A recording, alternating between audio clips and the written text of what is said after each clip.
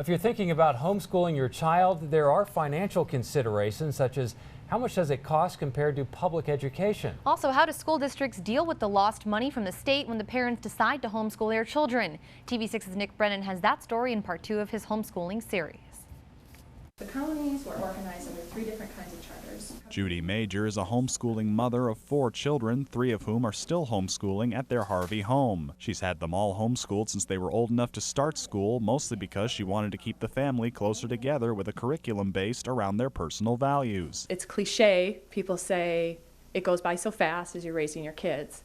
And I like the fact that we can spend a lot of this time together, learning together, doing things together, having activities, and just really enjoying them as they're growing up. Starting out, Judy says homeschooling her children was relatively inexpensive per year, paying only around $100 for books and curriculum for each child, but she was also able to borrow materials from other homeschooling families and the Peter White Public Library. Start by adding the bottom side.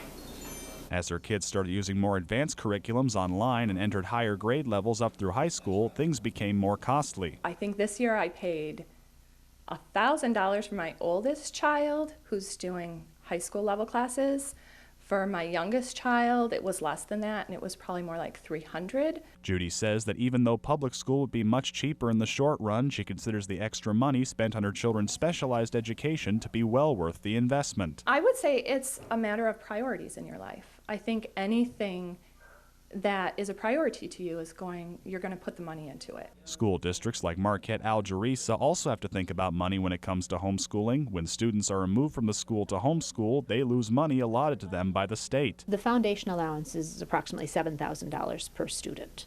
And so that's what wouldn't come into a school if a student, say, were attending last year and did not show up this year and in lieu was being homeschooled. Deb says that she's seen homeschooling become a more popular trend over the course of a decade, but that the local districts aren't in danger of losing too much money. We feel it, and I think our local districts would say they are aware of it, but I don't think it's been dramatic. But when a homeschooling student signs up with a school district for electives such as sports, music, or special education services, some money per student may still go to the district. Deb says that in considering what's best for the student, it's a good compromise between homeschooling and public education. So I think opening the door to partnerships would be important, and however we can best serve the students, I think we see our local districts willing to step up and do that. Nick Brennan, TV6 News, Marquette County.